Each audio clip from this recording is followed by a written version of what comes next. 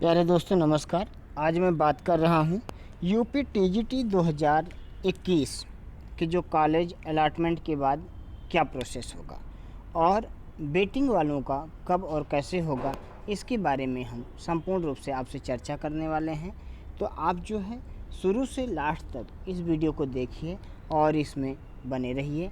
आगे हम बात करते हैं कैसे और क्या वेरिफिकेशन का प्रोसेस है या आगे कैसे क्या करना है, तो आप लोगों को यहाँ से बहुत कुछ आसानी होने वाली है। इसके साथ साथ मैं जितने भी कैंडिडेट सिलेक्टेड हैं उनको बहुत बहुत हार्दिक शुभकामनाएं देता हूं, और अभी जो सिलेक्शन से थोड़ी दूर रह गए हैं वो जो है थोड़ा और मेहनत करें, और आगे के लिए उनके लिए बहुत बहुत सारी शुभकामनाएं हैं। मैं आगे बात करता हूं, अब चर्चा करता हूं कि आगे क्या करना है। तो प्यारे दोस्तों, मैं बात कर रहा था कि कॉलेज अलॉटमेंट, आपको बहुत बहुत शुभकामनाएं, क्योंकि आपको कॉलेज अलॉटमेंट हो गया। और मुझे क्या सभी को बहुत अच्छा होता है कि जब कोई सक्सेसफुल होता है, मतलब सक्सेस मिलता है, तो बहुत बहुत शुभकामनाएं आप लोगों को।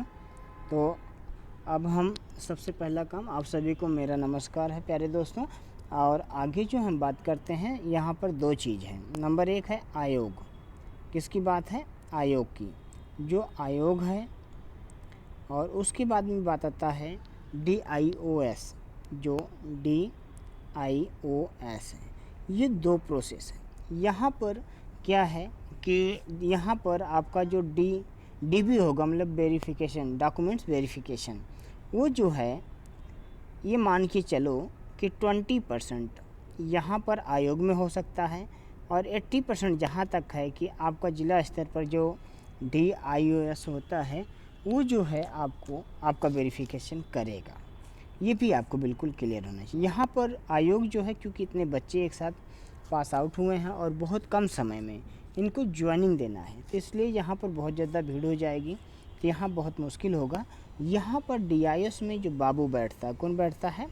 बाबू के पास जो है आप लोगों का वेरिफिकेशन होगा। जहाँ तक है ये पूरी तरीके से ये क्लियर है। तो आप लोग ये मान चलो कि अधिकतर 80% जो है आपका, जो 80% की बात कर रहा हूँ, ये जो है DIOS के बारे में आपका होगा। और आगे हम चर्चा करते हैं कि आपको यहाँ पर जो DIOS के पास में आपका वेरिफिकेशन होगा, यहाँ पर आपको सारे अपने डॉक्यूमेंट्स ओरिजिनल ले जाना है, और ओरिजिनल के साथ साथ आप कम से कम 2 से 3 सेट, प्रति का मतलब सेट, आप लोग इनकी फ़ोटोकॉपी का भी बना करके साथ में लेते रहना, क्योंकि ये जगह जगह आपकी जमा होंगे, लेकिन ओरिजिनल कॉपी सबकी होनी चाहिए।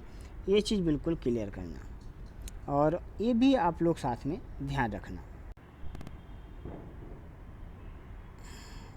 तो आपको ये देखना है कि जब आप DIOS में जाओगे वहाँ कोई कलर क्या बाबू मिलेगा जो आपका DB करेगा। DB करने का मतलब है डॉक्यूमेंट्स वेरिफिकेशन, ये होता है। यहाँ से वेरिफिकेशन करने के बाद जब ये वेरिफिकेशन कर लेगा तो आपको अलॉटमेंट कॉलेज लेटर देगा, मतलब ज्वाइनिंग लेटर देगा। फिर आपके स्कूल के लिए, जिस कॉलेज में आपकी नियुक्ति हुई है, वहाँ पर ये भेजेगा कि इस नाम के व्यक्ति का यहाँ पर वेरिफिकेशन हो गया है, तो आप लोग इसको जो है ज्वाइन करवाइए।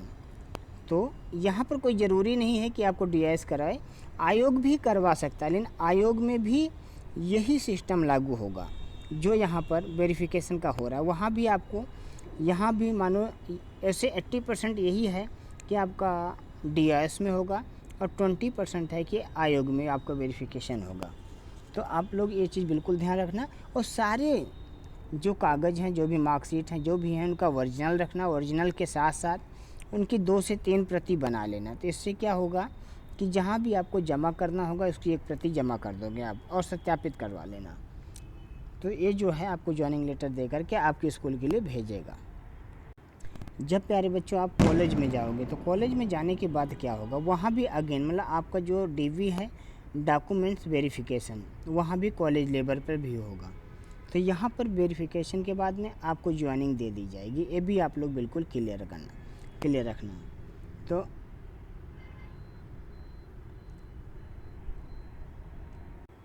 जो वेरिफिकेशन के बाद आप लोग को क्या होगा, डायरेक्ट ज्वाइनिंग मिल जाएगी। ज्वाइनिंग के बाद में क्या होगा, आपको जो है आगे के लिए आपको आपकी सर्विस बुक बनेगी, उसके बाद में आपके सैलरी के लिए जो भी आगे का प्रोसेस है वो स्कूल लेवल पर आपका होता रहेगा।